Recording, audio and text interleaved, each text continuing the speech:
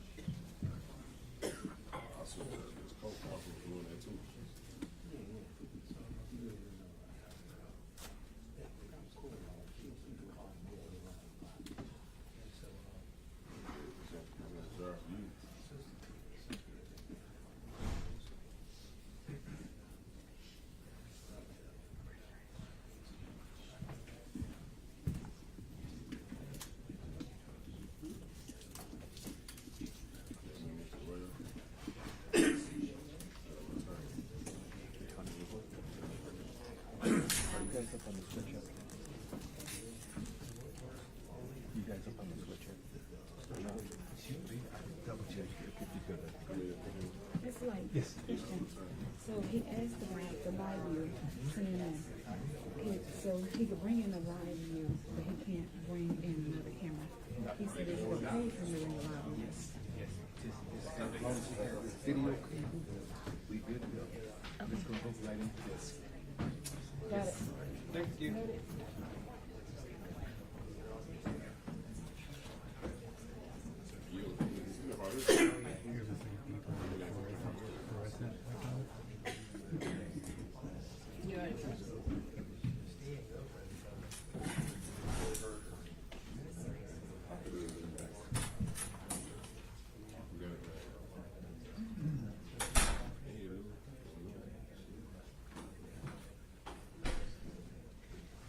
Hey, man, one more question. Are we up on the switch yet?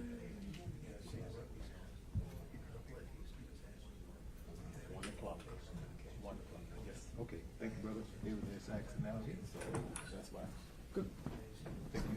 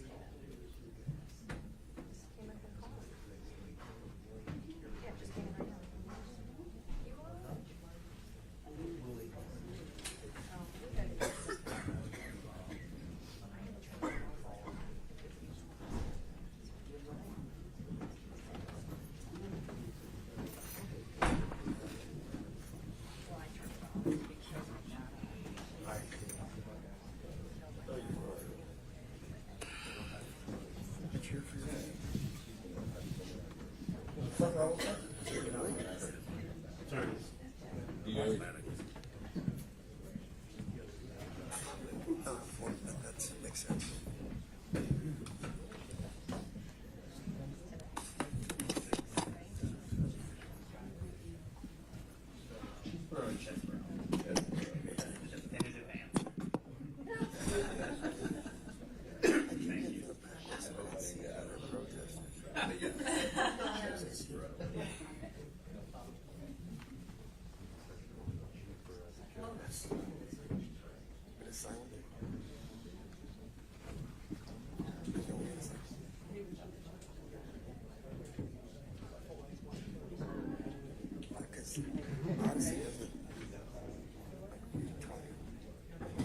I figured that was your seconds. Maybe say that. No, pay attention to it. I'd like to. Not hard.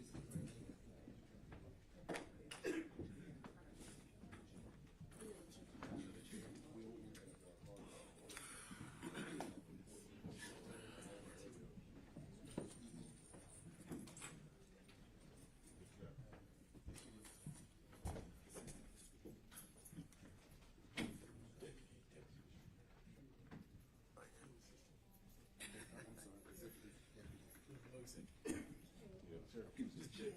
Check it out. My man, we got it. Appreciate you, bro.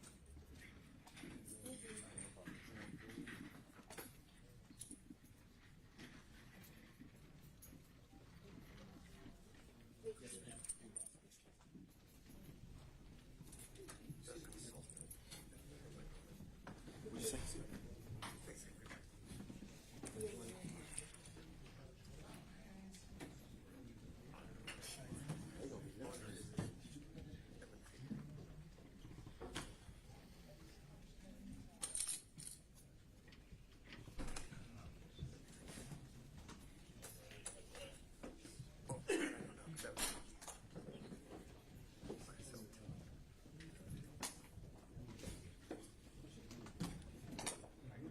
There you go. There you go. Okay, push over just a little. Serious bargaining power with the legislature, like the prosecutor. So we got everything jammed through. All right.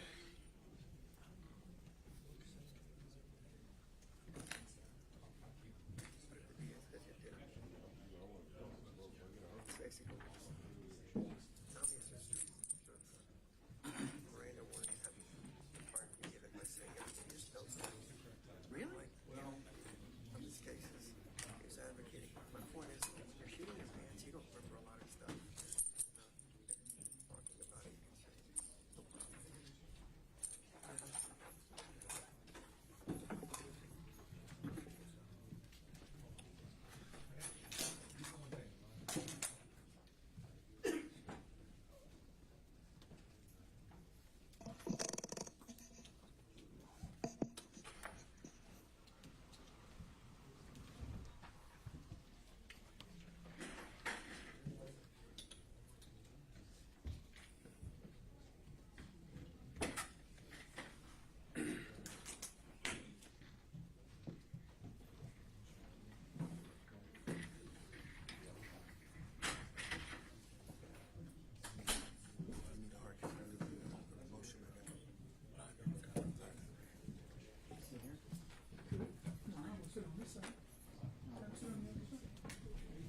So that's David Wolf.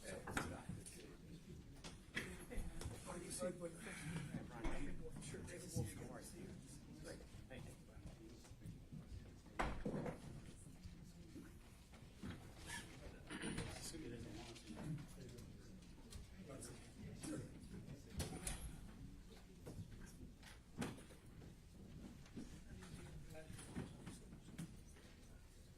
Oh, you're sitting on there, taking notes?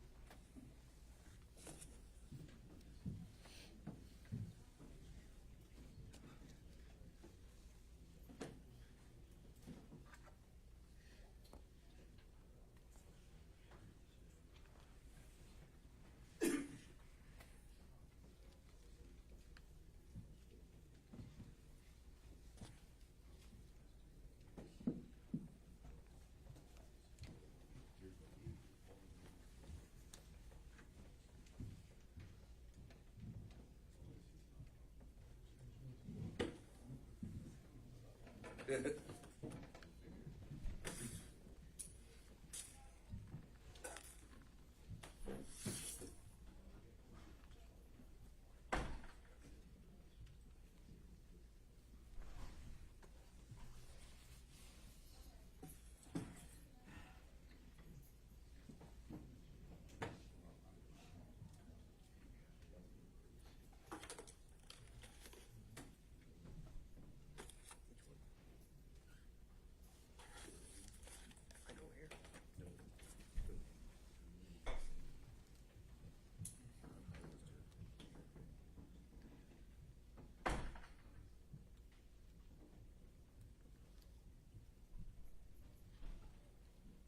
All rise. Here is for the Fulton County Atlanta Judicial Circuit, the Honorable Judge Scott McAfee is presiding. Court will now come to order. Thank you, Mr. Seaton.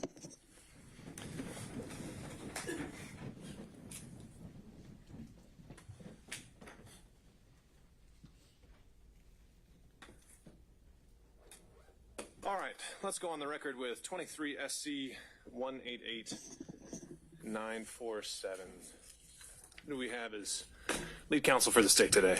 Good afternoon, Judge Nathan Wade, Special Prosecutor for the state. Here present at the council table with me, I have Executive District Attorney Daisha Young, Deputy District Attorney Will Wooten, and Special Prosecutor John Floyd. All right, thank you, Mr. Wade. And for Mr. Chesborough, who's lead counsel today. Good morning, Your Honor. My name is Scott Grubman. I'm representing Mr. Chesborough, and with me I have co-counsel Manny Aurora. All right, and Mr. Grubman, have you received express authority to waive your client's presence today? I have, Your Honor. All right. And who do we have for Ms. Powell? Brian Rafferty on behalf of Ms. Powell, Your Honor, and I have received express permission to waive her appearance.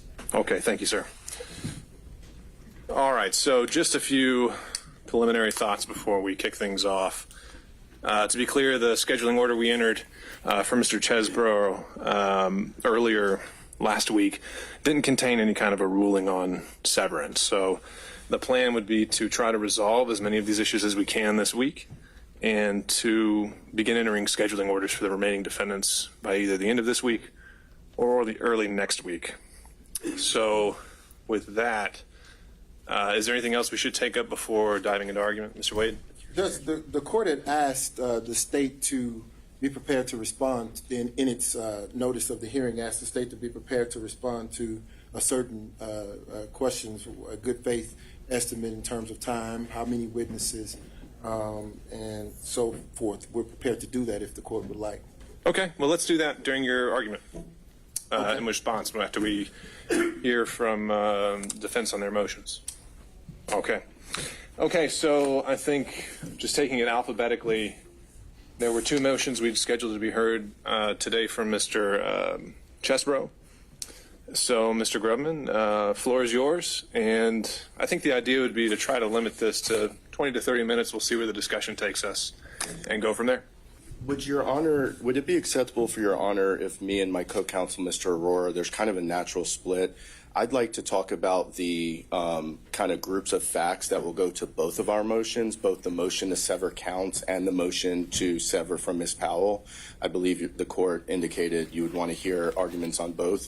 And then Mr. Aurora will talk more specifically about the statutory factors, if that's okay with Your Honor. And it won't take we won't take up more time than any one of us would have. Okay, have at it. Thank you, Your Honor. Your Honor, I want to start off by saying we recognize this is a RICO prosecution. We recognize that, and we do recognize that part of RICO is, providing prosecutors, at least the state would argue this, and there is some case law to suggest this, providing prosecutors with a little more ability to bring in conduct that's maybe broader than had they charged a direct crime. For example, in this case, there are, I would argue, 3, 4, or 5 separate alleged conspiracies really contained in one alleged conspiracy in this indictment. Mr. Chesborough is only concerned in terms of the evidence or allegations with what I'm going to call the alternate elector alleged conspiracy. The allegations contained in the indictment, and of course I'm not saying that I believe they are true, but accepting them as true, shows that Mr. Chesborough, at most, was only involved in that aspect of the conspiracy. Specifically, the allegations showed that Mr. Chesborough received approximately 18 emails, all in his role as an attorney for the Trump campaign, asked to opine on the application of the 12th Amendment to the United States Constitution and the Electoral Compact, and then several other emails. Most of those additional emails were simply transmitting the memos that Mr. Chesborough wrote that are alleged in the indictment, and one or two other emails to certain state officials discussing the logistics of how to go through the Electoral Compact. So that's what I'll call the alternate elector alleged conspiracy. Mr. Chesborough has been indicted as part of that conspiracy.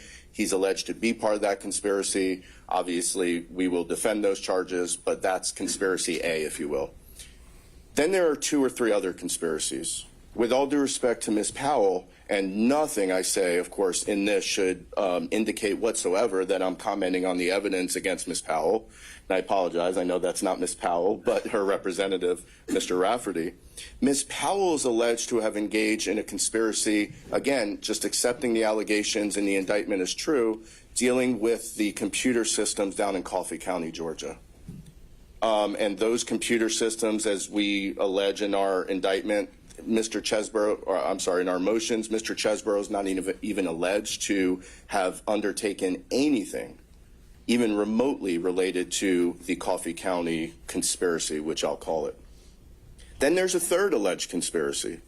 And that third alleged conspiracy, I'll call, I don't necessarily want to use her name because of the circumstances, but the poll worker conspiracy, where there are allegations that certain individuals named in the indictment went and tried to apply some pressure tactics to a certain poll worker that I believe works here, lives here in Fulton County.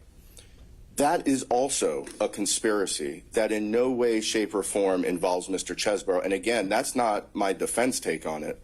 That's according to the allegations in the indictment. Now, again, as I started off, Your Honor, I understand that RICO does provide flexibility.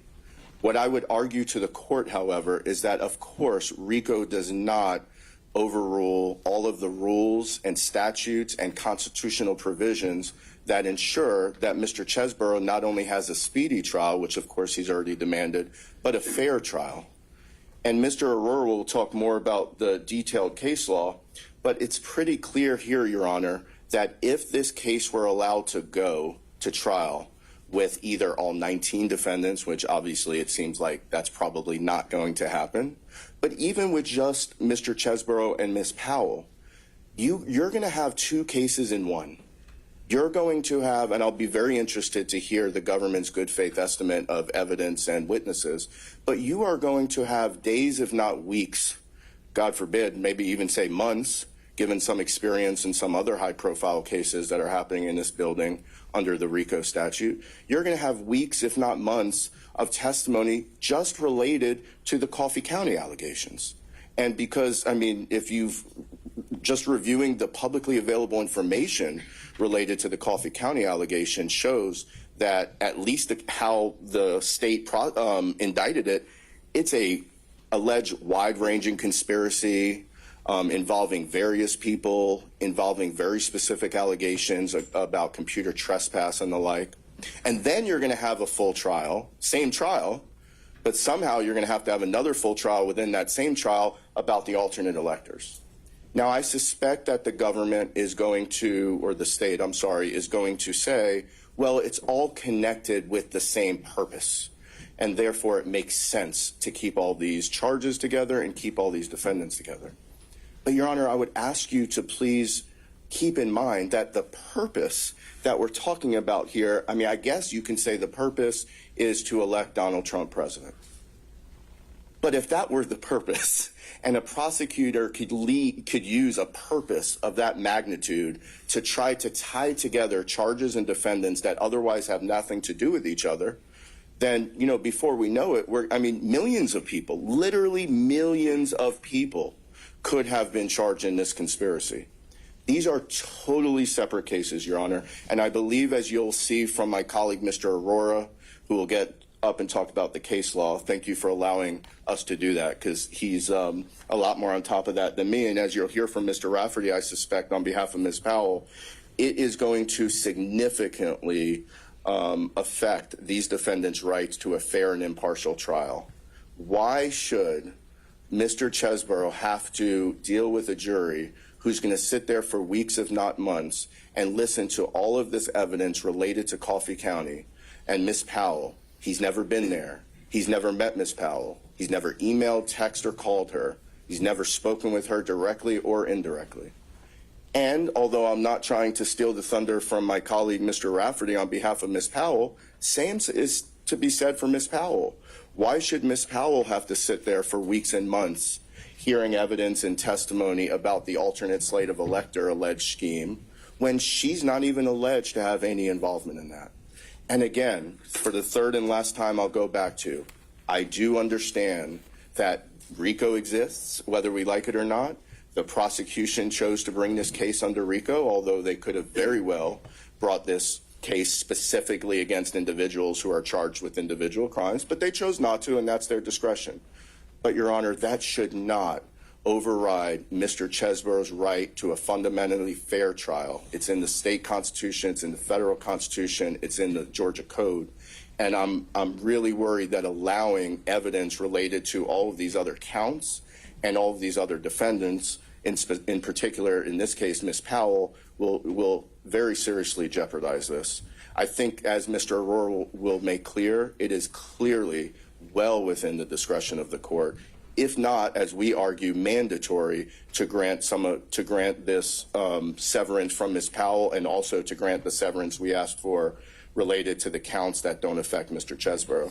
So with that, Your Honor, I'm sure you'd like to hear some case law or supporting authority, so I will let my smarter co-counsel, Mr. Aurora, get up and deal with that. Thank you.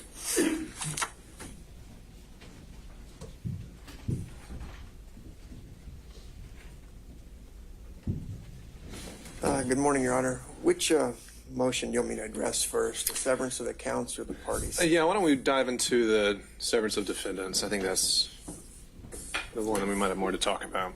All right. Well, I think Your Honor, when you were a DA, probably battled against each other on some of these types of issues, trying to get severances together, but that was in another lifetime, I guess. I've tried to put most of the case law that we've got that's in the briefs, because in the end, I'll give you some more 2023 cases that just came down a couple weeks ago, both federally and in the state system.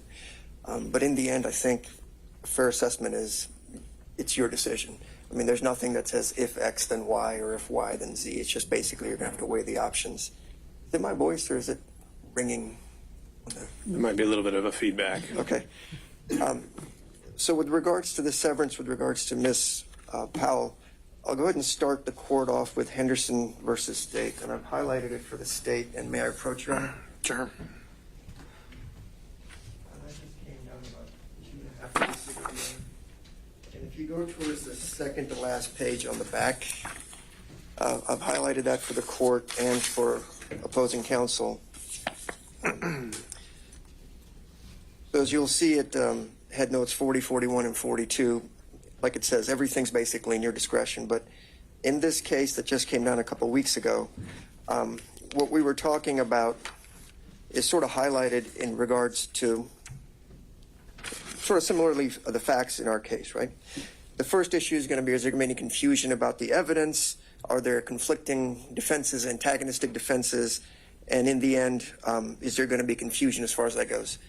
There will not be any antagonistic defenses because the two people don't overlap at all in the indictment or any evidence that I've seen. The issue is going to be what's the confusion, and one of the remedies is obviously jury charges.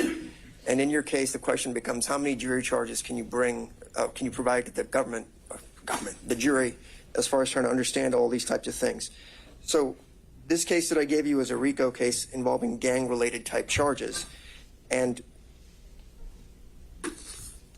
what it basically says is those two people were charged with the same crimes. And in the end, the court didn't sever those matters. We don't have that here right out of the gate. There's no antagonistic defenses. So I'm not going to get into factor 3. There's really just overflow and spillover as far as that goes. And so the question is, is the evidence against Ms. Powell going to impact her? And the reason I say that is we're charged in the RICO and then 6 predicate acts. The predicate acts only deal with the elector slate as far as who filled out the electors, was that fraudulent or not. With regards to what happened in Coffee County, you're going to have a ton of other charges from witness intimidation, computer hacking, fraud, that has nothing to do with Mr. Chesborough. The other thing you look at is, are these other pieces of evidence going to be similar transactions potentially, which wouldn't be in this case because they have nothing to do with one another. There's nothing similar about it. So when the government argues that it's RICO and we get to bring in anything in the kitchen sink, I think the cases that I'm going to cite you, there's a couple more also from 2023 that talk about, yeah, you can bring in everything, and it's mostly been like gang RICO type cases or some type of violence that's out there. It still gives you an out based on what you think. And the reason I bring these up is in all those cases, everybody's charged with the same things. Here, they can argue that it's a similar activity, but not to speak for Ms. Powell, but essentially from what I understand from the public record is she was fired before this conspiracy actually even started up because she said something that was supposedly crazy and the Trump people got rid of her, and whatever she did was sort of on a lark on her own as far as Coffee County goes. That's just my understanding from the public.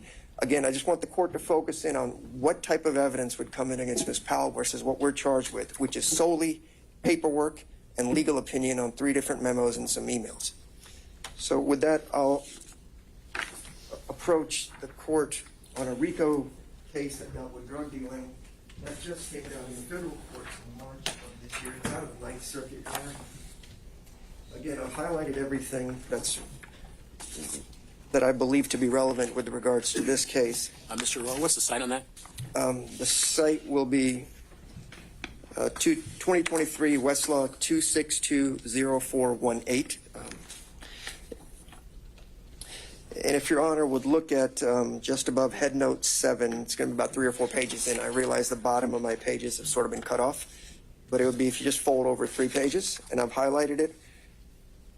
And so again, there they talk about co-defendants being charged in conspiracies and, you know, why there's joinder in these matters. But again, factually speaking, if you look at it, the charges are the same against each person, and then the severance isn't necessarily going to change anything as far as that goes. And again, I know I'm repeating myself, but we don't have similar charges. It's completely different if you look at the indictment as far as that goes. Again, I'll emphasize, we are charged solely with the elector portion and the ballots that they filled out that were sent up to Washington, D.C.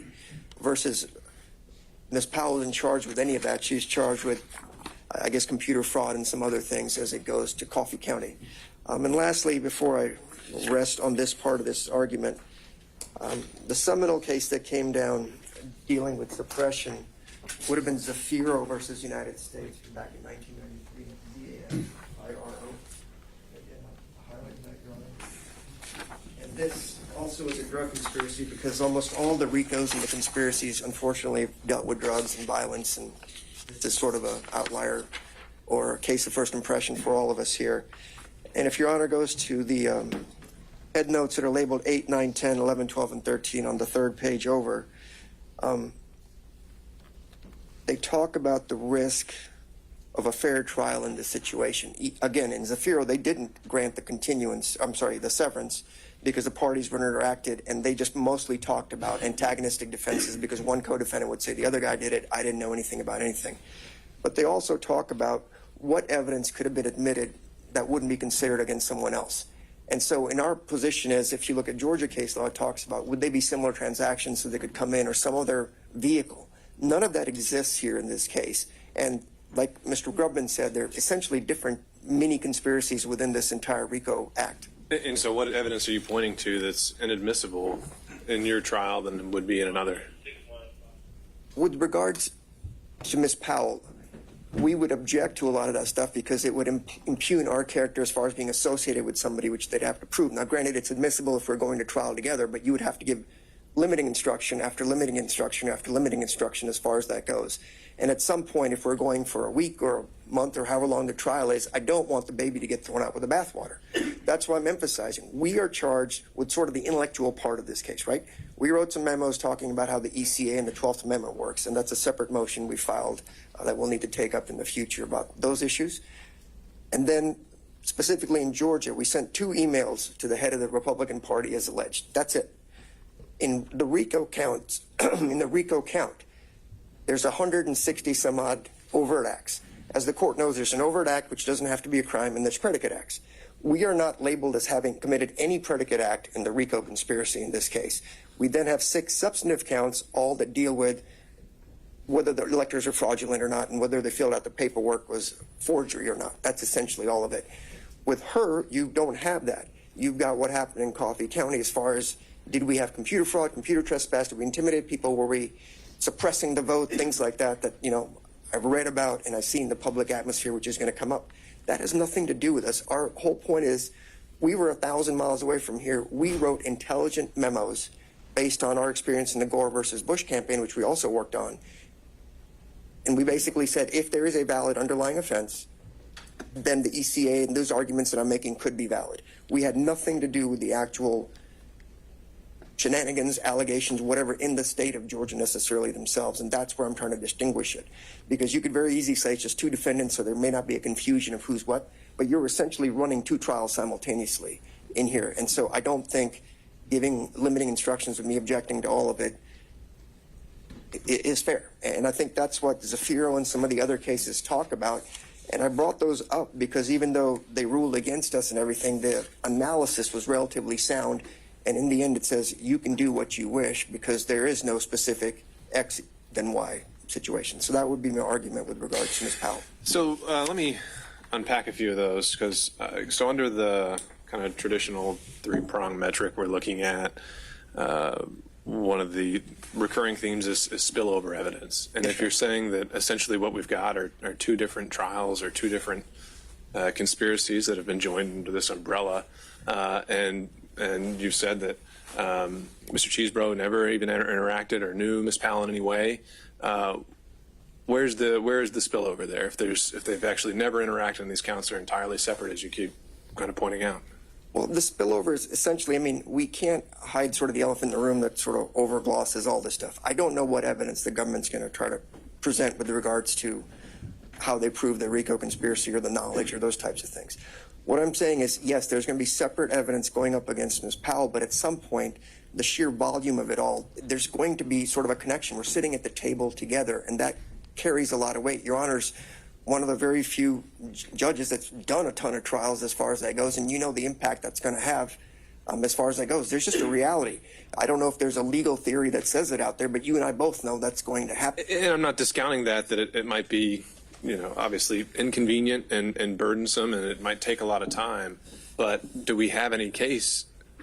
You cited to the Price case, Yes, I think, as a reversal of a denial of severance. Yes, sir. Have there been any other cases in the 43 years since then where a denial of severance was reversed? It's incredibly rare. I haven't found it. I'm sure somewhere in this country that's happened as far as that goes. But what I was trying to say is severance traditionally, even like when you and I interacted, is in a group of 3 or 4 people accused of committing a crime together, specifically you murdered this guy or you sold these drugs, you did this. It's not you sold drugs, you murdered on a separate day, a month apart, whatever it might be. There's a time lag here. There's a completely different set of facts that go with it.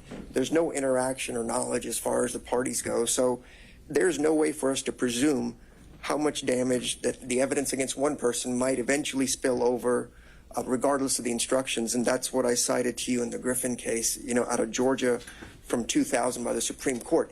It's a decision you have to make. I can't presume any of that, but having a ton of experience, you having a ton of experience in trials, you know that that is a substantial risk as far as impacting a fair trial, because her charges are way more provocative versus the boring old charges that we have as far as just sort of the paperwork type situation. And that's what I worry about, because it tinges on racial issues, voter suppression, all those kinds of things are going to come up, you know, based on what's happened in Coffee County. And that scares the heck out of me. So are you saying that in line with Price, I think the way Price has been distinguished over the years is one defendant had overwhelming evidence and the other defendant didn't really have much. Are you saying there's a defendant here who has overwhelming evidence as compared to your situation? Well, I don't have discovery yet, so I can't necessarily say. I can just base it on what I think the evidence is going to be. I don't know if I'd call it overwhelming. It's completely different, and I'm sure there's going to be a ton of it from what I've seen in the the TV coverage and the public media as far as people speaking out on Coffee County. Whereas on our side, we'll have intellects talking about, is the ECA constitutional, is it not? What is the 12th Amendment? I mean, frankly, Judge, prior to this case, I didn't even know what the 12th Amendment was because I'd never even thought about it. I don't know if anybody in this room had really thought about it, or the ECA. It was just people vote and somehow it all works out. And so I've had to learn a lot of that stuff. It's just a completely different trial. I think you can see that in sort of reading just the indictment in itself. And that's the fear. At some point, do we just sort of mix it all together and stop paying attention? I don't know. And then how many limiting instructions are you going to give in this case? Is it going to be before every witness that comes up against Ms. Powell, which of course I'll have to object to, is not relevant to us, and impeaching and all these kinds of things. And so I just think it'd be easy to have a clean trial. It'd be a much shorter trial, in my opinion, as far as that goes. So that would be my position, and I'll let Mr. Rafferty address it, and then I can address the second issue. Why don't we just go ahead and, since you're up, we'll talk about severing counts, because that one I wanted to make sure I understood exactly what you were asking for. Are you saying there should just be a redacted indictment if you proceed to trial alone? Or are you saying that the state shouldn't be allowed to introduce any evidence other than what Mr. Chesbrough has specifically been charged with? What I'm asking for is a redaction, and we typically do that on cases where, we have hearings on certain charges or a co-defendant falls out. If there's multiple murders or multiple drug deals, you sort of block it out. I don't know how else to phrase it except for maybe a severance of counts. We have 7 counts. I get it. I don't necessarily think they're related, but I'm not going to challenge that because the law is weak on those issues. The 34 other counts involve a total of 13 defendants that we're not affiliated with. Our counts are involving 6 total people. But the other 34, again, as Mr. Grubman said, are multiple conspiracies within the conspiracy, and I don't see how that's relevant or even admissible in this case. It's not similar transaction material. So I'm just asking it to be redacted, I guess, if that's the correct word, because we're not being judged on those counts, so we shouldn't be telling the jury all this kind of things, just like you'd redact some of the names in the indictment. So to be clear, it's more just a logistical thing that the jury would get an indictment that's been changed just to reflect your case, not that they couldn't have witnesses talking about the entire RICO enterprise as they allege it. Right. I'm not saying that all that's a matter of different objections down the road as to admissibility or relevance, but on this matter, I'm just saying the jury shouldn't be seeing the other 34 counts that are out there, or the, I guess, 18 other defendants or 17 other defendants that are out there.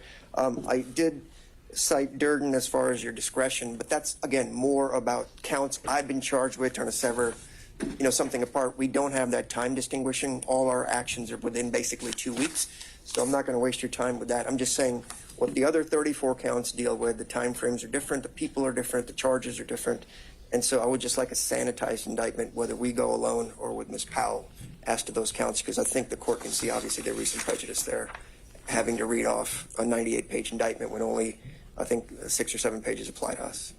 Okay, fair enough. Thank you, Mr. Aurora. Yes, Your Honor. And will I be able to rebut if the government chooses? Let's see where we go. Okay.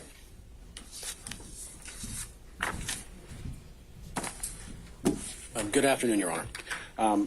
The case against Ms. Powell is in a slightly different procedural posture than against Ms. Chesbrough, and I just thought it appropriate to sort of start with the fact that we filed a speedy trial demand within a day or two of the speedy trial demand of Mr. Chesbrough, and we have not yet received a scheduling order or a ruling or anything else about, when the trial of Ms. Powell will occur.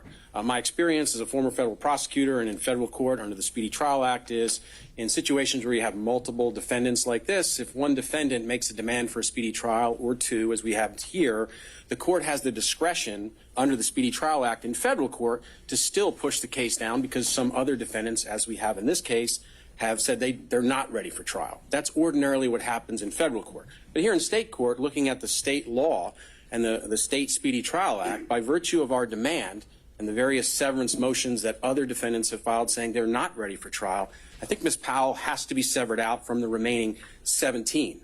And so the question for today, in my mind, is whether the trial of Ms. Powell will be joint with Mr. Chesbrough or not. I think based on all of the law that I've seen, and I haven't seen anything to the contrary, her demand for speedy trial cannot be trumped by the desire of the government to try everyone together when other defendants have moved to sever and said they're not ready. And so that's sort of the first point I wanted to just make, is although the court hasn't issued a scheduling order, I think we are on the same path as Mr. Chesbrough about when this trial should happen, which leads us to sort of the second question about whether or not Mr. Chesborough and Ms. Powell should be tried together. And I echo many of the things that my co-defendants counsel have said, although I have a very different view of the evidence and the evidence as it relates to Ms. Powell. I'll just point out in the indictment, the government was kind enough to list on page 16 or 17 or 18 a summary of the various manner and means of the indictment. And if you look at that, you'll see that Ms. Powell had nothing to do with most of it. Ms. Powell had nothing to do with false statements to state legislators, nothing to do with false statements to high-ranking government officials, nothing to do with false electoral college documents, nothing to do with the election worker here in Fulton County, nothing to do with solicitations of the Department of Justice, nothing to do with solicitations to the vice president. The only thing which she's alleged to have involvement is, as my co-counsel have said, is this Coffee County matter. And frankly, Your Honor, the way the government has characterized that, the evidence is going to show they're incorrect. She was not the driving force. The evidence will show that she was not the driving force behind that there were other lawyers not mentioned in this case that were actually the driving force behind that. We've submitted a Brady request already to the government before this hearing, asking for a host of different kinds of exculpatory material that we believe the government has that will show that. That will show that she was not the person that was behind this, has been alleged in this indictment. Her typewritten name does appear on a contract, but she never signed the contract, and the contract isn't even for Coffee County. It's for another state, and she never signed it. And the most important part of this case, Your Honor, with respect to the Coffee County aspect of this case, is the question of authorization and whether or not the visit down there was authorized or not. And there's a lot of public documents that are out there that demonstrate that numerous folks associated with Coffee County authorized that visit. The video itself shows that. Ms. Powell's name appears maybe a dozen times in this indictment. She has nothing to do with the electoral college aspects of this, which is going to involve all sorts of complex testimony about constitutional issues and things of that nature. Her only involvement, as alleged by the government, is what happened in Coffee County, and even that they have wrong. So why does that matter? Because my presentation, my cross-examination, my case is going to depend on my ability to present to a jury that she had nothing to do with what the government says she was involved in Coffee County. The evidence is not going to show what they say. But all of that, all of my efforts, is going to get washed away in days or weeks of testimony, perhaps, about the Constitution and whether or not and under what circumstances alternative electors can be put in place and whether the legal opinions of Mr. Chesborough and others have any sort of legal validity. All of that is going to be prejudicial to my client. She's going to be sitting there for days, if not weeks, listening to this kind of testimony when the case as to her in Coffee County really boils down to one day, January 7th. That's it. The whole case is about whether or not that visit was authorized and what, if any, role she had in it, which is very little, if none. So, you know, she's going to be prejudiced by all this other testimony about things that she had nothing to do with. And as a matter of judicial economy, you have discretion, as my counsel have said. You have the discretion to make a decision about the interest of judicial economy. I don't think a trial about Coffee County, if that's what we have a trial about, is going to take weeks or months. I think the trial could be over in a couple of days. Most of it is on video that a lot of folks have seen, and there's a handful of emails, and that's really it. There isn't that much evidence. And so when the court thinks about its discretion about how it can exercise that discretion and move this case along, move Mr. Chesborough's case along, the best way to do that, frankly, is to try the cases separately. And I would ask the court to just exercise the discretion that it has, that my co-counsel have already set forth, and sever Ms. Powell's case from Mr. Chesborough so she can get a fair trial. I'm prepared to answer any other questions, Your Honor. I think I've laid out my arguments. Let me take up one, again, as it relates to the traditional framework. I think Mr. Chesborough's team took this up, but one of those, obviously, is the antagonistic defenses. Are you joining their position that you don't anticipate that being a consideration here? I don't think that there's antagonistic defenses because, as my co-counsel has said, my client doesn't know Mr. Chesborough, has never met him, has never really spoke with him. There's no emails or documents or anything else. What he's accused of has absolutely nothing to do with Ms. Powell at all. And so I don't see that as antagonistic. It's just that evidence presented at a trial with Ms. Powell is going to prejudice her in the same way that Mr. Chesborough's lawyer said that evidence about whatever Ms. Powell did would prejudice Mr. Chesborough. Okay. Thank you, Your Honor. Thank you, sir. say that she was fired. Judge, while Mr. Wooten is chomping at the bit to address some of the arguments that counsel has made, I'll just briefly lay out a few things that the court has asked the state to be prepared to respond to. Firstly, we will contend that a trial of these 19 co-defendants will take 4 months, and that does not include jury selection. And it's also predicated upon whether or not, of course, the defendants elect to testify or not. But 4 months is our time estimate. In terms of the number of witnesses, there are in excess of 150 witnesses that the state intends to call. 150 witnesses. Judge, we contend that we must prove the entire conspiracy against each and every one charged. Each and every one charged. So the court, in the interest of judicial economy, would have to make the decision as to whether or not the court wants to try the same case 19 times or 2. So, to be clear, when you say 2, is your position evolved from your filings of last week or from lately? It hadn't, Judge. I just throw out the number for just to give the court the difference in the number of times and the number of man hours it'll take to try the case, once or twice. Well, when you say twice, who's involved in each case? Obviously, the 2 who have requested severance here. All right, because up to this point, I thought the state's position was all 19 need to go on October 23rd. It is, and that continues to be our position. Okay. And just to clarify that and flesh that out a bit, you're saying that right now you would predict that if it was just a trial of Ms. Powell and Mr. Chesbro, that the state's going to need those same amount of witnesses, those same amount of exhibits, and that same amount of time? Absolutely. Okay. Your Honor, for my portion, I do have a PowerPoint. How does the court prefer that I do that? Well, I think we'd have to get you on the Zoom call so you could share a screen. Okay. Just a moment. Do you have a link for that? I do not, Judge, but All right, let's see if we can email you that.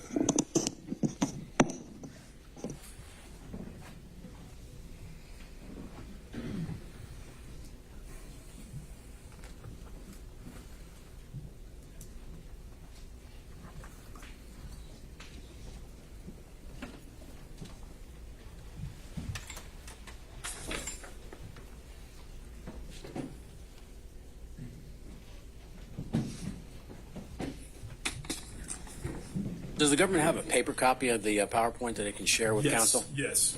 While I'm waiting on that email.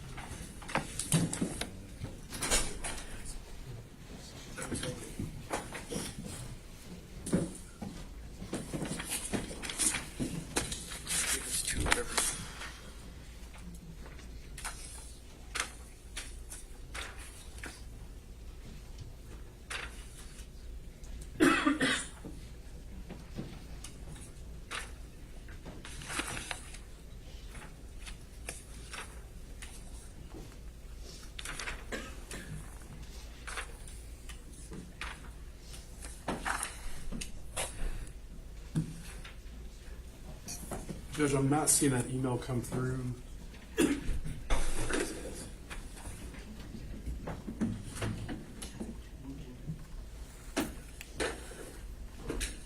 Just hold another minute.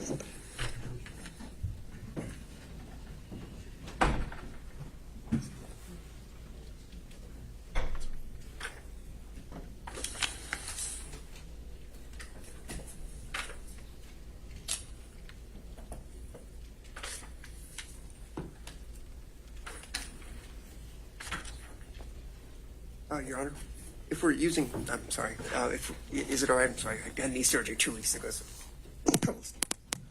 could we just make the PowerPoint an exhibit if the government's going to use it to the record?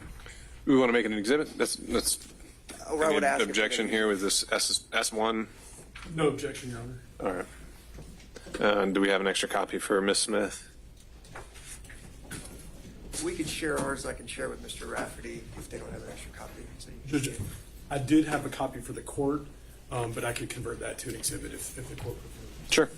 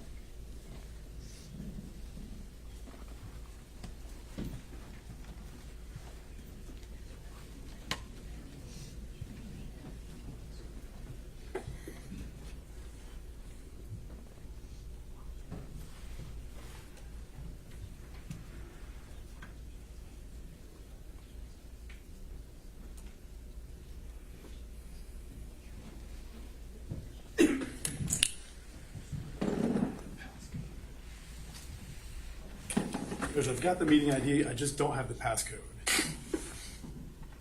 Stand by for another email. I've actually got it right here, Your Honor.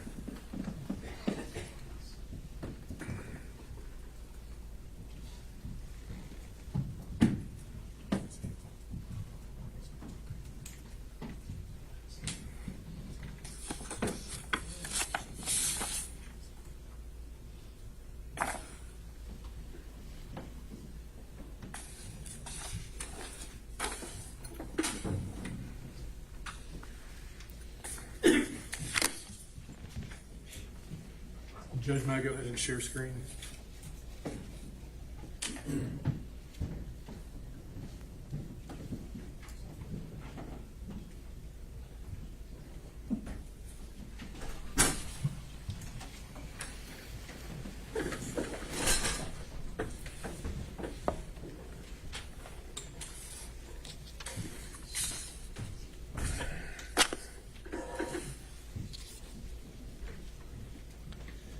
Your Honor, I'm just going to quickly move through, of course, the statutory and case law parameters under which Your Honor has to make this decision. 1784A, of course, states that when two or more defendants are jointly indicted, such defendants may be tried jointly or separately in the discretion of the trial court.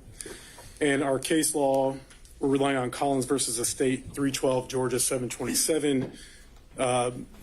Three factors to consider are the likelihood of confusion of the evidence in law, the possibility that evidence against one defendant may be considered against the other defendants, and the presence or absence of antagonistic defenses. And I guess the position of the other side is that neither is saying that three is an issue, that there doesn't seem to be any antagonistic defense. Of course, neither the mere presence of an antagonistic defense nor the possibility that a separate trial will give a defendant better chance of acquittal is sufficient to sever. The defendant bears a burden of showing that a joint trial would be so prejudicial as to amount to a denial of his or her right to due process. So I want to talk about what's not a proper ground for severance first. And this is coming from Mr. Cheeseborough's motion to sever. He says, in sum, there has never been any direct contact or communication between Mr. Cheeseborough and Ms. Powell. Similarly, there is no connection or overlap between the overt acts or the substantive charges associated with Mr. Cheeseborough and Mr. Powell. That is not a defense, and that is not a ground for severance. Similarly, Ms. Powell's motion says that Ms. Powell can receive a fair trial only if she's tried alone. the prejudice that would inure to her from a lengthy trial with any of those she was not involved with, and about the vast number of events she had no knowledge of or connection with, would deny her due process. Again, not a defense, not a ground for severance. Turning to case law, Lowry versus the state, 347 Georgia App 26, a 2018 case. Nothing in Georgia's RICO provisions requires that Lowry, the defendant in that case, have participated in or even been aware of all the alleged acts of racketeering activity committed in connection with the common enterprise. Thompson versus the state, also Georgia Court of Appeals. None of the provisions of the Georgia RICO Act requires that each defendant in an enterprise have full knowledge of all facets and elements of the enterprise and all of its members or actors. And likewise, the federal courts agree. This is an 11th Circuit case, 1996, United States versus Castro. In proving the existence of a single RICO conspiracy, the government does not need to prove that each conspirator agreed with every other conspirator, knew of his fellow conspirators, was aware of all the details of the conspiracy, or contemplated participating in the same related crime. And so we've heard a lot from both defendants about they didn't know the other people. They were located thousands of miles apart. They didn't even know that the other parts of the conspiracy were going on. But the case law is clear that that does not matter. Of course, anytime a person enters into a conspiracy, they are liable for all of the acts of all of their co-conspirators. And that's it. Evidence against one is evidence against all. And as Mr. Wade noted to the court, the state's position is that whether we have one trial or 19 trials, the evidence is exactly the same. The number of witnesses is the same. And so many of the arguments that are made on the other side evaporate. I want to look at the cases that were cited by Mr. Cheeseborough in his motion. Griffin versus the state, that's a case where severance was properly denied.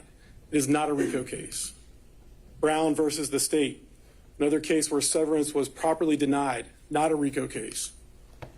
Baker versus the state, severance was properly denied, not a RICO case. Padgett, severance properly denied, not a RICO case. Jones versus the state, severance was properly denied, also not a RICO case. Zafiro versus United States, federal case. Again, severance was properly denied. That was not a RICO case. Henderson, which we just received just now, that was also not a RICO case. Severance was properly denied. Mr. Cheeseborough points to a couple of cases in his motion where a conviction was reversed on appeal. And as the court pointed out, in those cases, what the appellate courts found was that at trial, the evidence against one defendant was minimal, almost nothing compared to the evidence against the co-defendants. And so it was just fundamentally unfair that there was all this evidence that applied to one, very little that applied to the other, and the jury may have been confused. Look at Defendant Powell's list, and most of these are the same, so I'll click through them. Again, same cases, most of them severance properly denied, none of them a RICO case, and the ones where a conviction was overturned on appeal, again, it came down to insufficient evidence at trial. The evidence against the defendant named was just so minimal compared to the evidence that was pertinent to the other defendants charged. And of course, conspiracy cases, and more specifically, RICO conspiracy cases, are different. And that's why we point out that all of those cases relied on by the other side are not RICO cases. And so the analysis is different. The facts are different, and the law is different. Looking to our Georgia courts, Pasha versus the state, 273 Georgia App 788, 2005 case. Each actor in a conspiracy is responsible for the overt actions undertaken by all of the other co-conspirators in furtherance of the conspiracy. Willingham versus the state, Georgia Supreme Court case 1995, where there's sufficient evidence of a common scheme or plan to commit a criminal offense, joinder is authorized. And our federal courts kind of take both of these concepts, and in United States versus Caporale, 806 F. 2nd, 1487, an 11th Circuit case here in Atlanta in 1986, joinder of co-defendants in a count charging a single RICO conspiracy violation is permissible, even if different defendants are charged with different acts of racketeering, if the racketeering acts charged are in furtherance of the overarching RICO conspiracy charge. And in our case, the state's theory of the case, and as laid out in the indictment, each and every one of those 161 overt acts charged. And all of the offenses charged from count 1 to count 41 were all in furtherance of the same overarching RICO conspiracy, which was to unlawfully affect the outcome of the 2020 election in the state of Georgia.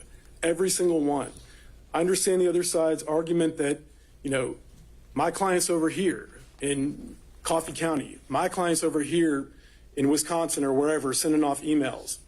But the problem for them is that it doesn't matter because it's all part of the same overarching RICO conspiracy. And the state's theory of the case, as alleged in the indictment, is that as this enterprise operated in multiple states and operated quite a lot in Fulton County, that's why we have this case here in Fulton County, the conspiracy evolved. One thing didn't work, so we move on to the next thing. That thing didn't work, so we move on to the next thing. That thing didn't work, so we move on to the next thing. And that was going on from the first overt act to the last overt act, all part of that same overarching RICO conspiracy. Turning back to the factors that the court needs to look at, and I'm just going to kind of talk about factors 1 and 2, the likelihood of confusion of the evidence in law, and the possibility that evidence against one defendant may be considered against the other defendant, or 3, which the other side agrees is not an issue here. But 1 and 2, because this is a RICO conspiracy case, and because the evidence against one is admissible against all, 1 and 2 evaporate. There's no likelihood of confusion about which evidence applies to which defendant or which law applies to which defendant when all of them are alleged to have engaged in the same conspiracy. And it's significant that in count 1 of the indictment, the RICO count, the allegations set forth in counts 2 through 41 are all included in that count 1. And so while, Mr. Cheeseborough may have never been to Coffee County, the evidence about Coffee County is evidence that the enterprise existed and shows that the enterprise was working.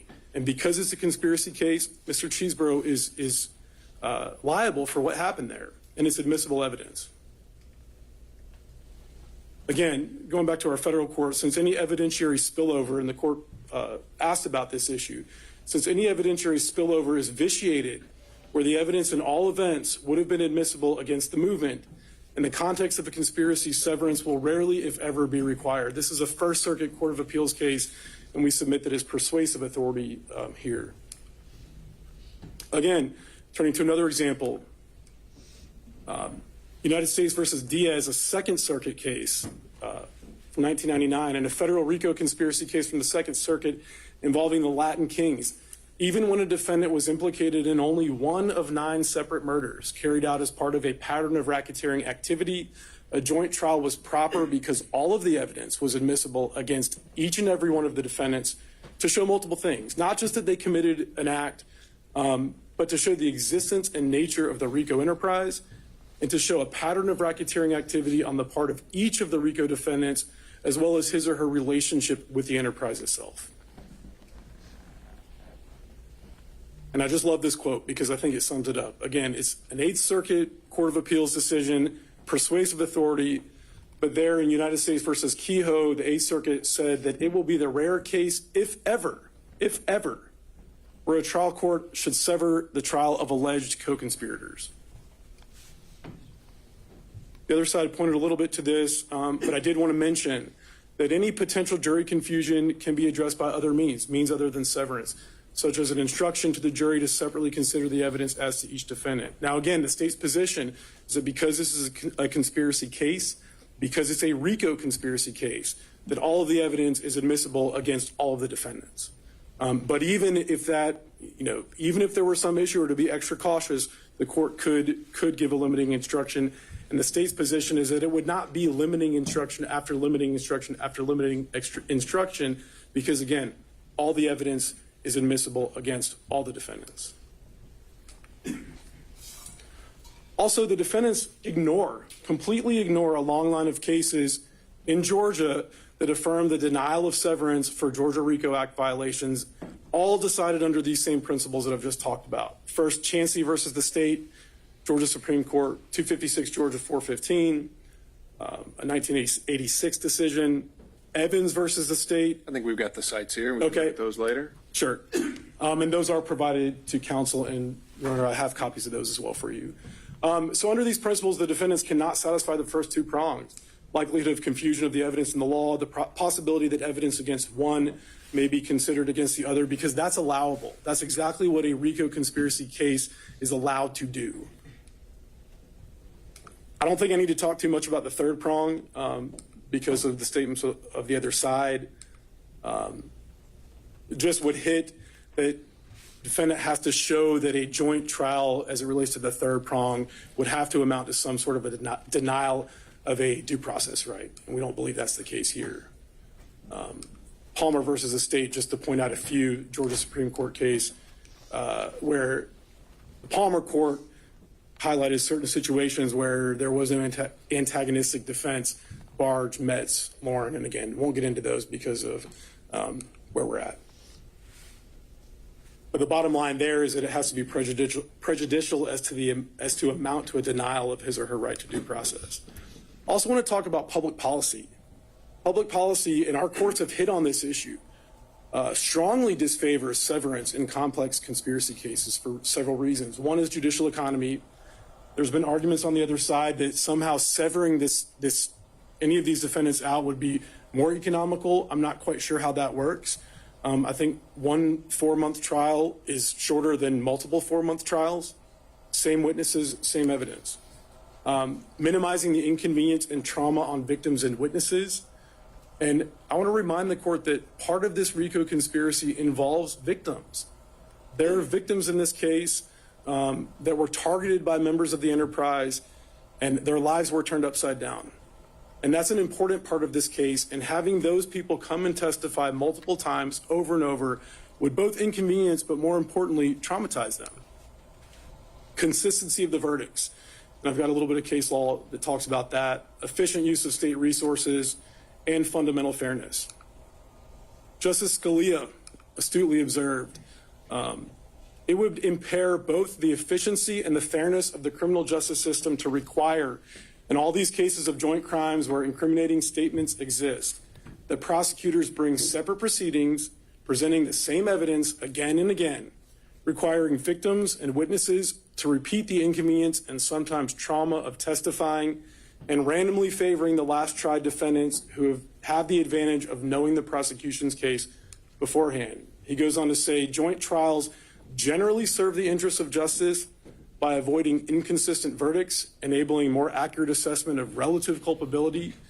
And he points out that these are sometimes advantages that operate to a defendant's benefit. So even apart, he says, from these tactical considerations, joint trials generally serve the interests of justice by avoiding the scandal and inequity of inconsistent verdicts.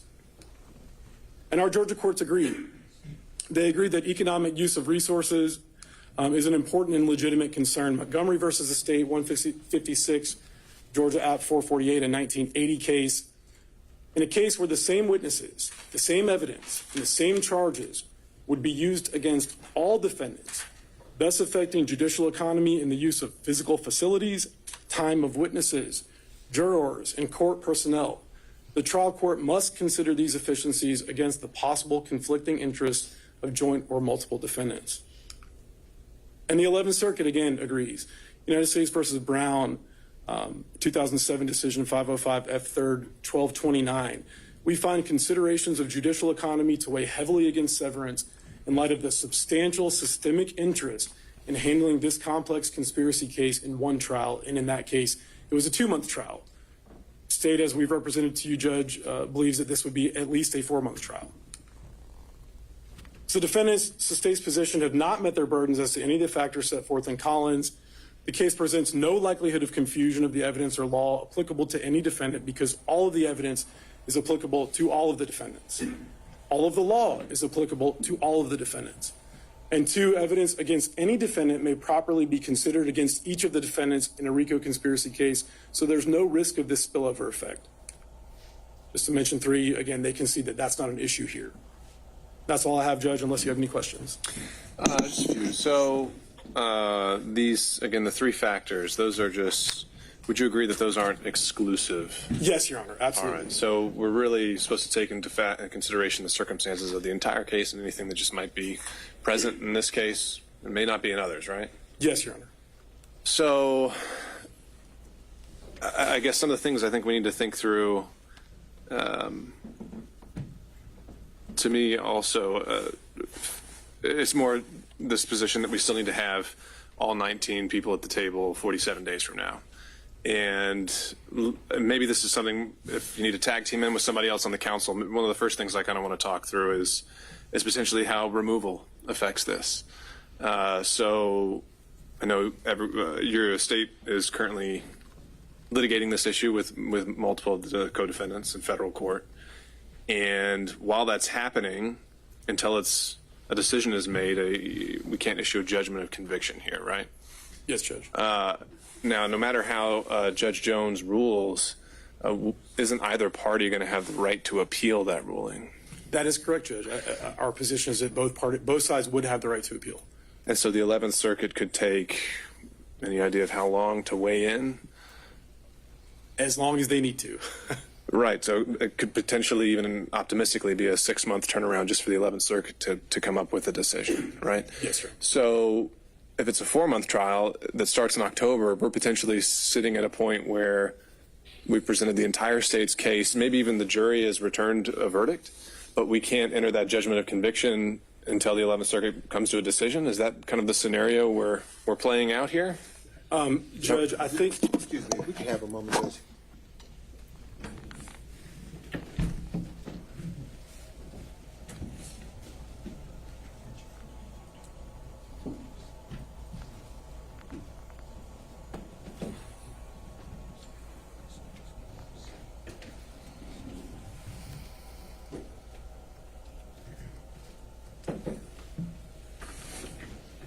Your Honor. And by the way, let me add, I know this wasn't something that I highlighted, so if this is something we need to submit for, post-hearing briefing, we can do that, but this is something that I think is a consideration we ought to be taking into mind. Sure, and that may be the best route, Judge. Our kind of position on that is it depends on what the scope of Judge Jones's order is. If he takes the position that he removes everyone, or that he just removes those who may have, some entitlement to removal, the law is a little unclear on how that works in a criminal case. But you can see what would happen. No matter how he rules, if let's say he says that some aspects of the case stay behind with us here in Fulton County, and the 11th Circuit changes their mind and reverses that entirely and says, no, the entire case has to get removed to federal court. Where does that leave us in the middle of a jury trial? Is double jeopardy attached? Have you now risked your entire prosecution because this case has now been removed to federal court and we've sworn in a jury and it's been presenting evidence against all these other co-defendants? Judge, again, I think for those very complex kind of fine-tuned details, we may need the opportunity to brief those issues. It's not easy, and we've got, again, less than 2 months to figure this out. So I think to kind of charge ahead without coming to some thoughts on this very soon might be risky. And then the other issue here is even if we say that the 3 prongs aren't met, again, just dealing with the logistical issues, the state's case may take 4 months, but voir dire with 19 defense attorneys is going to be a different animal than voir dire with 2. So I don't think saying they're both going to equally be 4 months, no matter how many defendants are involved, would be completely accurate. Is that fair? In terms of who can object? Just at any particular question that's asked, the sidebars that are requested, just the sheer physical limitations if one attorney gets sick. Is it really so, can we so confidently say that each trial is going to be exactly 4 months, no matter who's involved? I don't think we can say exactly, but I think it kind of cuts both ways, Judge, because if we had, for example, 19 people tried at one time, you have a witness up, and let's say they're subject to 19 cross-examinations. Of course, each of those 19 is not going to be the same full-length cross-examination. So you would have kind of a shorter, if you took them all together, you might have a shorter time for that witness on the stand with 19 people versus if you have 19 trials of one person. And I'm going to the extremes just to demonstrate the point. But if you have 19 trials with one defendant each, then each of those witnesses would be fully cross-examined 19 times. So there's a give and a take. Some things might take longer, some things would be quicker. So the other things to think in mind is this is going to be a case with a lot of pretrial motions. And again, I don't know how many hearings we're going to need to have to sort through all those. But if we compress our timeline to 40-something days, our ability to even be able to really weigh those and think through these issues, again, it just seems a bit unrealistic to think that we can handle all 19 in 40-something days. That's my initial reaction. Thinking of just how to get this, and are we even delaying the inevitable? If we say there's no severance, aren't we going to have 17 defense attorneys get up here and file motions for a continuance just saying they're not ready? I think we've already had some counsel indicating they're on trial in other cases in federal court.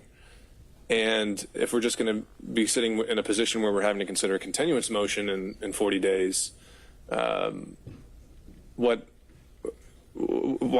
delay the inevitable? Sure, Judge. State's position on that is that we're here on two defendants. And so at this juncture, other defendants have filed their motions for severance, and they may raise those issues. And it would be appropriate for the court to consider all of these issues in making its decision. But for today's purposes, we're here on two defendants. And the issue is, do we pull these two defendants out? Not do we pull, defendant 13 out or whatever the case may be. So the state's position is until those are raised by those parties, once we have hearings on those, that they shouldn't affect the court's decision as it relates to these two defendants. Okay, so at a minimum, I think what I'm hearing here is that it might be appropriate at this time to consider whether Mr. Chesbrough and Ms. Powell proceed alone together. Whether they have provided the court and met their burden to show that they should come out. Not that the other 17 should come out, but they should come out of the pot is the state's position. Okay. All right. Sure. Sure. Last word from the defense since it's your motion. So, Judge, I will take this down. Your Honor, I'm not trying to oversimplify this because it is a complicated case, both factually and procedurally. However, as to the 19, Your Honor, there can't be a trial of 19 people, and it has nothing to do with the length of time. It has to do with the fact that two defendants exercised their statutory right to a speedy trial, and 17 other defendants, many of whom's lawyers are here, didn't. And that's our right to do, and that's their right to do. So, with all due respect, Your Honor, I don't even know that there's truly a reason to spend much time. Of course, I can answer any questions, but really much time talking about 19. So really, I think the question here today, to wrap up, is whether it's a trial of State versus Powell and Chesbrough, or two trials, one State v. Chesbrough, one State v. Powell. All of the cases, and we would like an opportunity, since there will be some post-hearing briefing, to read those cases the court State cited and maybe respond to them. I looked at one. It's the one that says, where there is sufficient evidence of a common scheme or plan to commit a criminal offense, joinder is authorized. Willingham v. State. Joinder is authorized. That doesn't mean that severance is inappropriate. Those are not the same thing. Just because joinder is authorized does not mean the court shouldn't sever. Let me be clear about something, Your Honor. The state wants this case, and I think it's absolutely clear in the pleadings. The state wants a case against Donald Trump and all these people together. The state wants to make this case about Donald Trump. Donald Trump is one of 19 defendants. Ken Chesbrough is another one. Ken Chesbrough is not a politician. Before 6-7 months ago, he was probably unknown to 99.9999% of the population. You get all those nines? And so now to force him to sit here in a trial where there's evidence of all these other things is just not fair. And I'm sorry, Your Honor.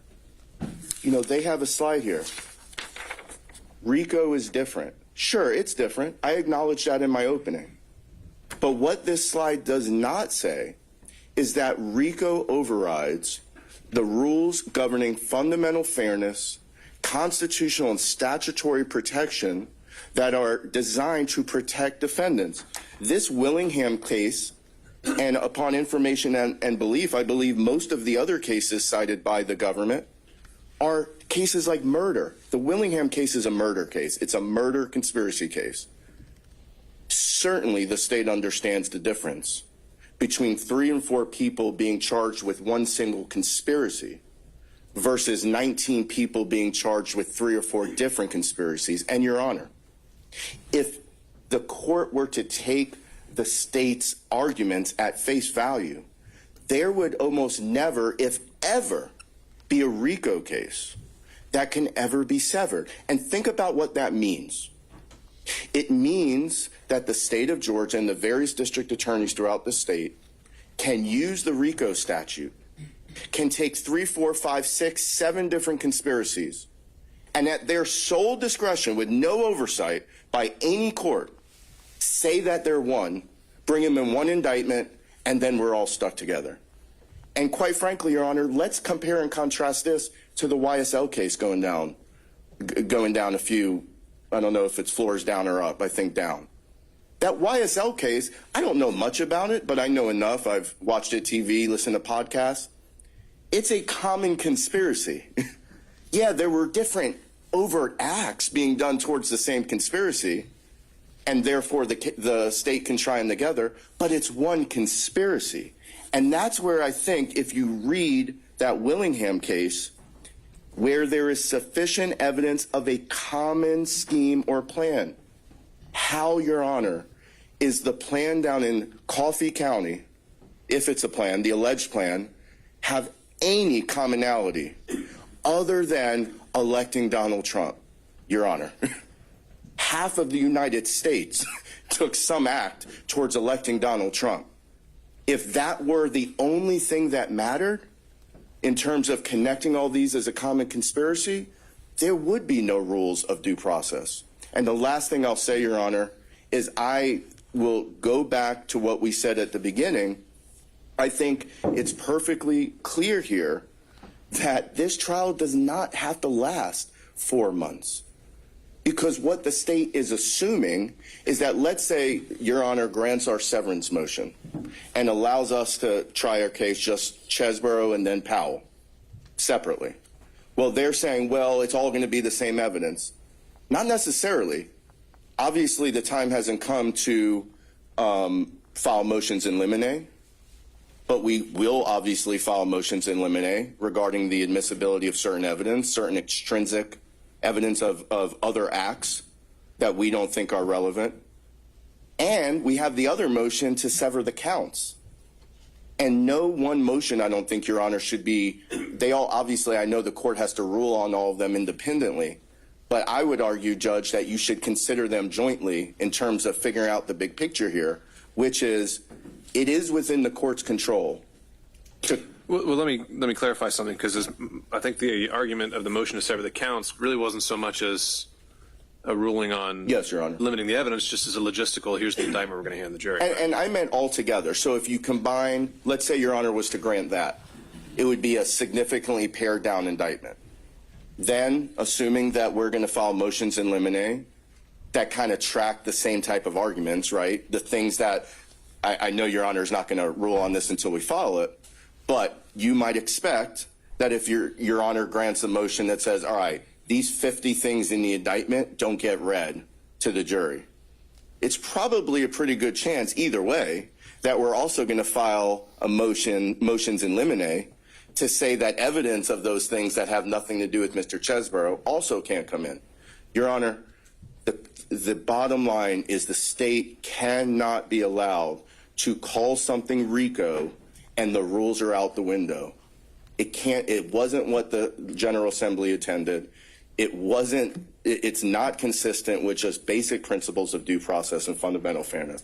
With that, Your Honor, unless the court has any questions, we appreciate it, and I reserve the remainder of my time to the extent there is any. Mr. Rafferty? Very briefly, Your Honor. I just want to. We've beaten the dead horse as it relates to your discretion about granting a severance between Mr. Chesborough and Ms. Powell. But the first point I made, I think, remains, and that is Ms. Powell has filed a demand for a speedy trial much in the same way as Mr. Chesborough. Many of the defendants, as counsel has indicated in the courtroom here today, their lawyers have filed motions to sever. And I don't think any of the case law or anything that the government has cited here today trumps my client's right to a speedy trial. She has asked for a speedy trial. She filed it timely, just like Mr. Chesborough. Therefore, I think, at a minimum, her case is severed from the remaining 17. It must be severed because none of the cases that the government cited point to the idea that all of those considerations trump the statutory rights of my client to a speedy trial. So, we can see what post-briefing comes in about severing Mr. Chesborough from Ms. Powell, but I don't think there's any dispute at this point that Ms. Powell and Mr. Chesborough are severed from the remaining 17 based on our demands for speedy trial. All right. Thank you, Mr. Rafferty.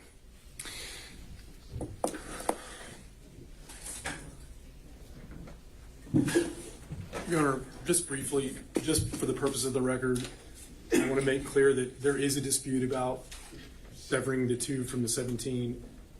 I think the state's made that clear, so I just want to make sure that that's cleared up for the record. There's some statement on the other side. And just before we depart, we would just ask for if there is a briefing, what that briefing schedule is. Of course. No, I think we still have plenty to talk about before we wrap up for today. So, obviously, I think as has been made clear, we're on an expedited timeline with these statutory speedy trial demands, and we are certainly here ready and willing to provide both defendants that right, and we plan to make that October 23rd trial date stick. With that in mind, I don't know if we're always going to be able to have the luxury of pre-hearing briefing and post-hearing briefing, and some of these issues may require a little more exploration than others. This one, I don't think is one of those. When it comes to the question of whether to sever Ms. Powell and Mr. Chesborough, I certainly agree that there are always guardrails, and that RICO, as indicted, can't just be used to do anything, but it is broadly construed, and those guardrails are found in those 3 factors. And the 3 factors traditionally that we've gone through really don't seem to be at play here. We don't, for one, the antagonistic defense issue is conceded. Both parties are going to be claiming they have no idea who the other is and won't be pointing the fingers at each other. I think the argument that they're charged in 2 separate kind of silos of charges strengthens the idea that there won't be confusion amongst the jurors and there won't be spillover evidence. So really the strongest thing that I'm hearing, and I don't think it's invalid, is that it's going to be kind of a matter of inconvenience and potential added expense to have both defendants sit together. And that's certainly true, but there's also other judicial economy aspects to consider and issues of inconvenience as well. We talk about the jurors. I don't think we can take for granted that these would both be 2 equally 4-month-long trials. I think it could easily be twice that with multiple defendants, and I think we need to take into account the fact that one docket goes entirely on hold while this case is going. And instead of it being, if we're purely considering aspects of judicial economy, which to me was really the only valid argument here, I think taking up 2 dockets and for a period of 4 months also weighs into that, as well as the voir dire process and the inconvenience to the jurors. So based on what's been presented today, I'm not finding that severance from Mr. Chesborough or Powell is necessary to achieve a fair determination of the guilt or innocence for either defendant in this case. And so I'll deny Mr. Chesborough's motions to sever from Ms. Powell. I'll deny in part Ms. Powell's motion to sever from Mr. Chesborough. And the plan will be to enter a scheduling order for Ms. Powell mirroring that of Mr. Chesborough with the October 23rd date holding. It sounds like the state is still sticking to the position that all these defendants should remain, and they want to address some of these removal issues. I'm willing to hear that. I remain very skeptical, but I'm willing to hear what you have to say on it. And so, but again, because we're on a limited time frame, I don't think we have the luxury of waiting. So how long do you think the state needs to respond to that issue? 2 weeks, Judge? I don't think we can do that. There's going to be motions deadlines for the other defendants, and we need to get scheduling orders entered. I had to ask. That's fine. And I had to deny. Understood. 10 days? Well, I think the 10-day mark from today, I know, again, I'm sending the indicator that folks are going to have more than 10 days to file their standard post-arraignment motions. Let's see if we can have that by Tuesday of next week. Again, this is limited to how you think logistically we could possibly keep these defendants together, and I think we can limit that to 10 pages. And if anyone else wants to respond, they can to that issue. But Mr. Grubman? Yes, Your Honor. This is, if you're still going on this issue, I did have a quick other issue just since we have your attention to bring up.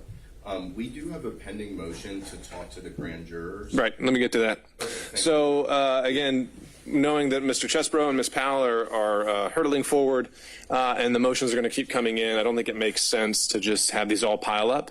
So we would pretty much maybe just keep having these weekly sessions together and handle them one at a time. So to that end, I believe we're starting another trial next week. I think it's a murder trial we're doing next week, but looking at Thursday or Friday of next week, how's everyone's availability? I only saw motions from Mr. Chesbrough, so I guess the question's only directed towards Mr. Grubman and Mr. Aurora. I'm looking at Thursday or Friday morning. We're here whenever the court instructs us to be. Got it. Your Honor, could we ask for Friday morning? I'm going to do a sentencing On Thursday morning? afternoon. Thursday afternoon? You know, Florida State hour is going to be 3, so I just figured we could have, depending on the motion, just Well, so far you've got, I believe it's the 2 related to the grand jury, and then you have 1 more related to the supremacy clause. we've got 2 more coming either today or tomorrow. Maybe we limit it, since the grand jury issue is something that might take more time to flesh out if it's granted. Maybe we limit it to those 2 for next week, and we can save the constitutional arguments for another day. Can we still do that Thursday morning, though? Assuming if it's just those 2 related to the grand jury. We start at 9. That's the plan. Okay. Yeah. Thursday morning at 9. I'm sorry, I'm John Floyd. Sure. Thursday morning or Friday morning? Thursday morning, it sounds like everyone, and we'll do those 2 grand jury motions. And then, Mr. Rafferty, if you want to jump on board and adopt them, we can obviously work you in. Yes, Your Honor. And just quick clarification, the briefing from the state by Tuesday, is that going to be on the question of whether it's going to be a trial of 19 or a trial of 2? That's right. Thank you.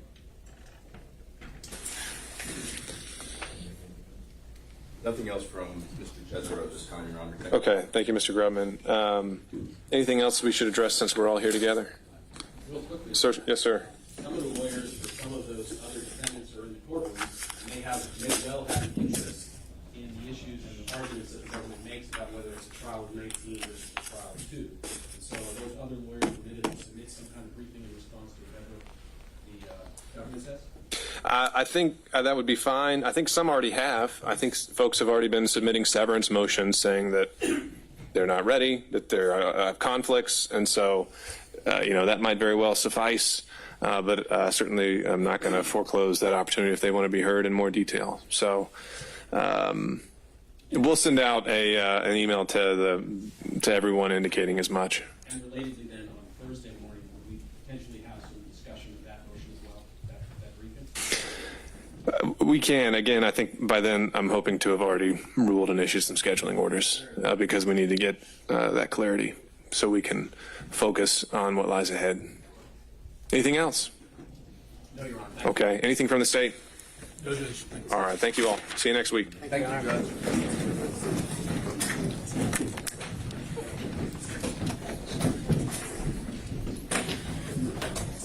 All right, co-counsel.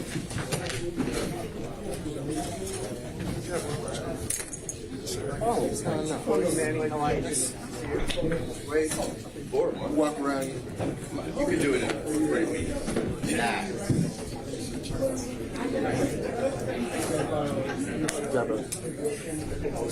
Me. For my life. I ain't trying to be like these defense lawyers, bankruptcy. And good to see you, sir. Thank you.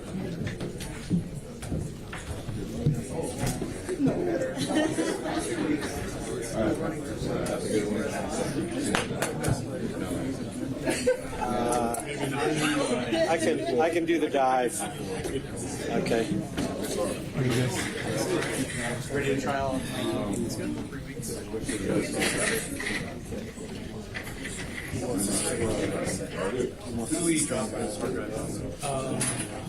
Yeah, understood.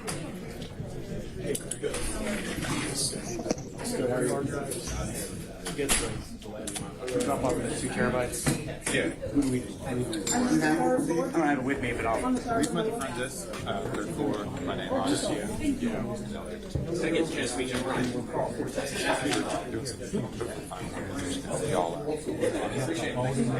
Good. That's a lot. Take care. Nice to meet you. Take care, guys. We file We